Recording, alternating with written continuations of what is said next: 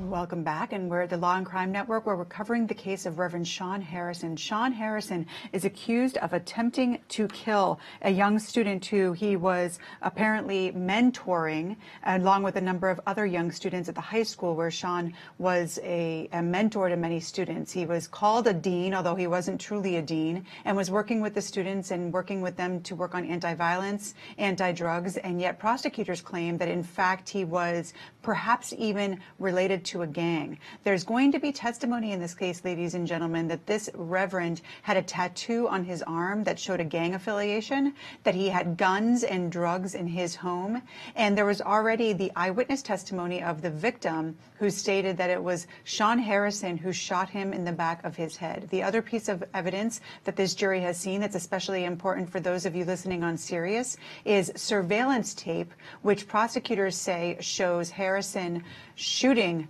that young victim in the back of the head. Lots of interesting angles to explore in this case. If we're able to, I'd like to bring on our guest, Stacey Honowitz, who's with us today. She is a federal sex crimes prosecutor. Stacey, are you here with me? There she is. It's so good to see you, Stacey. I wanted to talk to you about this case that we're covering out of Boston. Here you have someone who has held himself out to being a mentor to all of these young children and working on anti-violence and trying to keep them out of gangs. And yet now prosecutors are saying that he actually was involved in drug dealing, getting these students involved in drug dealing and using them to do some of his dirty work. Do you think that that's the type of thing that is going to stick with this jury, and what type of evidence do you expect from the defense? Well, certainly, you can stand up and say you can never judge a book by its cover. I think that probably would be the prosecutor's closing argument, because there is evidence to show that although he's holding himself out to be this holier-than-thou person who's a mentor, there's evidence clearly that defies all of that.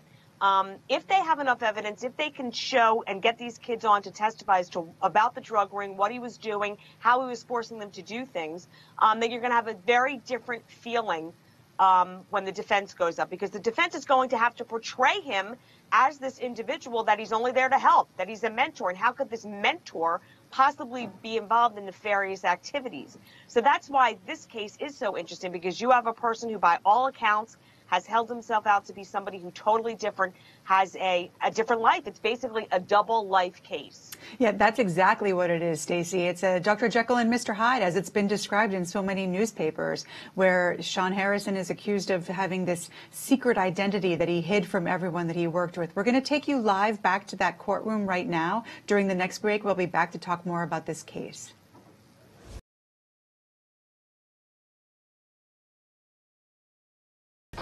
Welcome back, ladies and gentlemen, to the Law and Crime Network. I'm Heather Hansen here with Stacey Honowitz. Stacey, we've heard a little bit from this investigator talking about his investigation, and a point that you made before is certainly very interesting and very important. Here we have this case against Reverend Shawn Harrison, who's accused of having been an anti-violence activist, a mentor to all of these young students, and yet the allegations are that he actually had guns in his home, had drugs in his home, showed the guns and the drugs to other students that he was working with. And as you pointed out, these students may actually testify. How important is it going to be to have other students testify to bolster the testimony of the young victim? Well, certainly there's always strength in numbers. When we pick juries, we tell them it's the quantity of evidence, not the it's the quality of evidence, not the quantity. That being said, it's always important and it's always very helpful if you do have more than one witness. Certainly if that one witness meets all the elements of the crime and is credible, you can always prove your case beyond and to the exclusion of every reasonable doubt with just one witness. But it is important, especially probably in a case like this, that you do have other people come forward to bolster the credibility. It's not impossible to do it with one witness, but it's always very helpful in a criminal case if you do have more than one. Yeah, it's one of these situations where it's he said in many ways. And so when you have other people, as you said, it certainly is going to allow the jury to lean towards the story the prosecutors tell. Let's go back live to that courtroom as that sidebar has ended.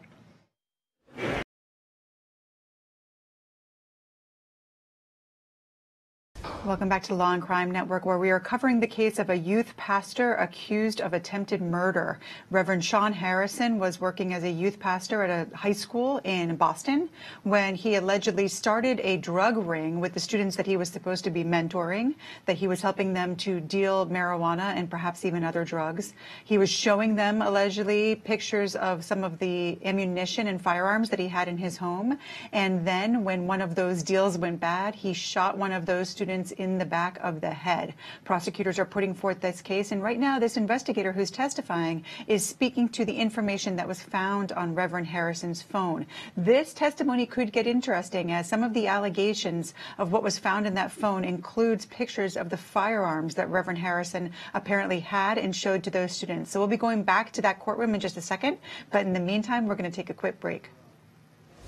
Welcome back to the Law and Crime Network. I'm Heather Hansen here with Stacey Honowitz. And for those of you listening on Sirius XM, what you don't see is that the defendant is sitting at the counsel table furiously writing and taking notes. And Stacey, I wanted to ask you about this defendant. You know, this is such an interesting case because you truly have two completely different stories, not only of what happened on the night in question, but about who this man is. In a situation like this one, as much as we hate to say that the defendant is going to testify, this is the type of case where maybe as the defense attorney, you might lean towards that. What do you think?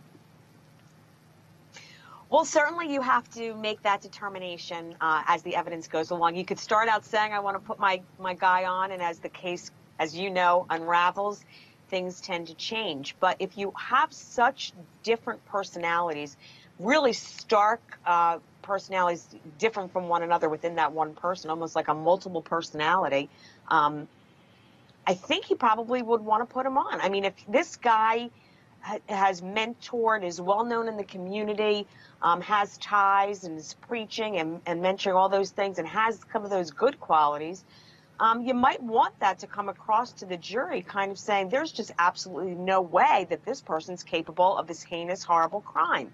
The flip side to that is if they have surveillance tape and they have all this evidence of his firearms in the house and other kids coming forward to say that he led the ring and he made us do these things and we saw this person get shot, then his great personality really might not make a difference, or his ability to talk and convey his message might not make a difference if the evidence is overwhelming that he's guilty of this crime. Stacey, I think that we're listening to an audio file from the phone. Let's see if we can actually hear that audio file as we dip back into the courtroom. Ladies and gentlemen, we're watching the trial of Reverend Shawn Harrison as he continues to face a jury who will decide whether or not he actually did try to kill one of his young mentees, Luis Rodriguez. There's going to be some interesting testimony in this case with regard to Harrison's tattoos, guns, pictures of guns on his phone, pictures of drugs on his phone, and whether or not this preacher who befriended at-risk students. Welcome back to Law and Crime Network. I'm Heather Hansen, and we are continuing to follow this trial of Reverend Shawn Harrison, who is accused of trying to kill Luis Rodriguez. I have Stacey Honowitz here with me. Stacey, this trial is going to get interesting with respect to these allegations that this reverend was actually involved in a gang himself. How much do you think we'll hear from experts about the specifics of gang membership? And allegedly there's a tattoo on the reverend that may be affiliated with a gang. Do you think we'll need to hear from an expert about those issues? Well, I think a jury is going to want to know, first of all, what the tattoo stands for, because the prosecution's trying to bring out that it's pretty important, that it does show gang affiliation. I think it would be important to hear from an expert, because I think that the jury's going to try to have to wrap themselves around the idea that this person is a mentor and helping at-risk kids, yet at the same time doing these heinous acts. I think an expert in gang affiliation and maybe what goes on after you leave the gang, or if that is more instrumental in you then starting your own gang or dealing with gang type of behavior, is going to play well in front of the jury, because they are going to have to kind of reconcile this outer person with this inner horrible activity. It's interesting. I'm wondering if the prosecutor had to kind of have a pretrial hearing in order to determine if that testimony can come in. That's testimony that's something, you know, it's an expert having to testify. what's the relevancy of it? Yep. I'm wondering. I don't know if they had to do it ahead of time. Great point, Stacey. We're going to talk a little bit more about that after the break. Went to a lunch break in this trial that we're now covering out of Boston, the case against Reverend Shawn Harrison. Shawn Harrison, a pastor for at-risk youth in this particular high school outside of Boston, is accused of attempting to murder one of those youths as part of a drug deal gone bad. This pastor is accused of having a double life, and I have Stacey Honowitz here with me, who has been talking to us about these issues involving the tattoo that is allegedly on this Shawn Harrison's arm. You know, Stacey, it's a really good point that you make that some of these things may have been subject to pretrial motions. We've seen in a lot of cases, as far as a year ago when we covered the Aaron Hernandez case, tattoos can really tell a story for the prosecution and tell the story of the defendant's affiliations, but it's something that has to be very careful for the judge as to whether or not they let that in. Isn't that right? Yeah, that's correct. That's why I was bringing it up. You know, the evidence that you present to the jury has to be relevant. There has to be a tie between the evidence that you're seeking to admit and the case at hand. And so often we find ourselves as prosecutors, when there's certain evidence that we want to try to get in, we have to have a pretrial hearing to determine its relevancy in the community, if it's scientific evidence, whether or not it's been tested in the scientific community. And in this case, because they are trying to prove that the actions are gang related and he has this tattoo, we have to know whether or not that tattoo is relevant almost to what we're talking about in court. So I would be interested in knowing whether or not they did have an expert in gangs, and we have them. There's experts basically in everything, and specifically in gang affiliations.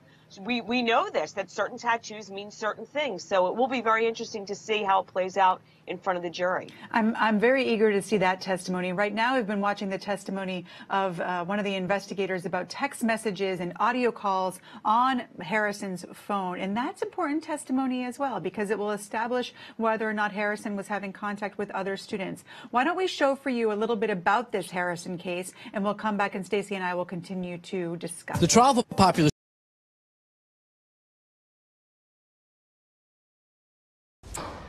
Ladies and gentlemen, this Shawn Harrison case is truly a whodunit, more than any of the cases that we've covered in recent times. Stacey, you have two very different stories here. You have the story of a pastor who's working with at-risk youth, who's trying to help these students, who's trying to get them away from the problems that they face in this community. And yet you have the story of the victim who says, no, he brought me into that world. He brought me into the drugs. He brought me into the violence. He brought me into the guns. And all of this other evidence, the evidence of the marijuana in the home, the guns in the home, the tattoo. In a case like this, it's that other evidence, which isn't the main point, that often can be the make or break for the prosecution, isn't it? Oh, yeah, absolutely. I mean, how do you really justify that, all of that evidence in your house? I don't know what you're going to say, but Heather, what I find to be kind of interesting in this case is, even though we're dealing with somebody who outwardly is a mentor, we find in a lot of cases that these people that try to mentor at risk or take in young kids, you know, there's a manipulative nature to all of that, because that could be that I want to show everybody that I'm trying to help these kids, when deep down inside, if I get them involved in the things that I am involved in, no one's going to report me. I look like this person that's trying to help outwardly to the community. I bring these boys in. I kind of express myself to them. I manipulate them to think that I care about them.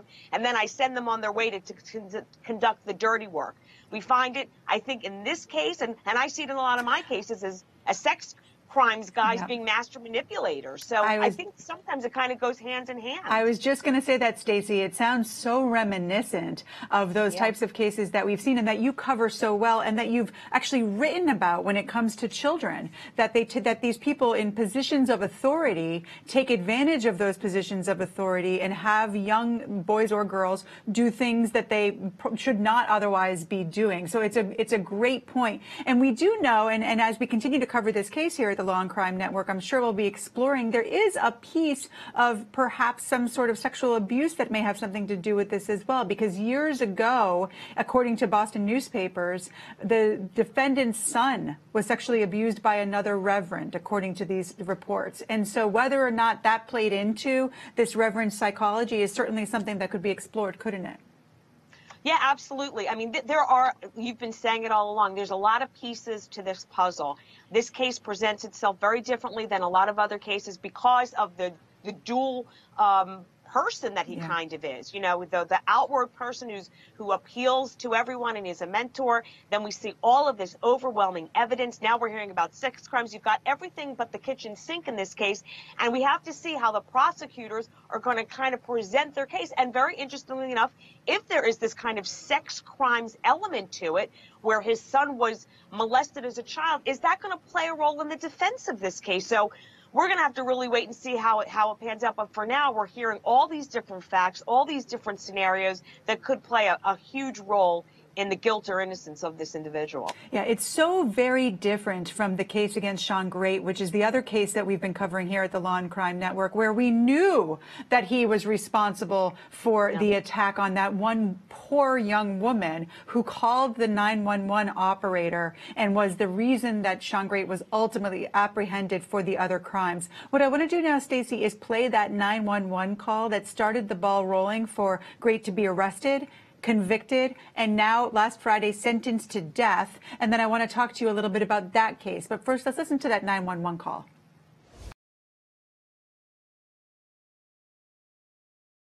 Welcome back to the Law&Crime Network. You were just listening to the 911 call in the Shawn Grate case. Grate, who was convicted and sentenced to death last week. Now we're going to do a little bit of a transition. We have another case that we're covering here at the Law&Crime Network, and this one's a little bit different for us. It's the case against Nathan Carman. Nathan Carman is accused by his maternal aunt. So this is not a criminal case, it's a civil case. But in that civil case, Nathan is accused of killing his grandfather, John Chakalis. John Chakalis was quite wealthy. The maternal aunts are saying that he killed his grandfather to get access to his money. And in this court in New Hampshire, they are looking to have him not able to get any of his inheritance due to the fact that they allege that he killed his grandfather. We have a hearing going on live in that courtroom, so we're going to take you there right now.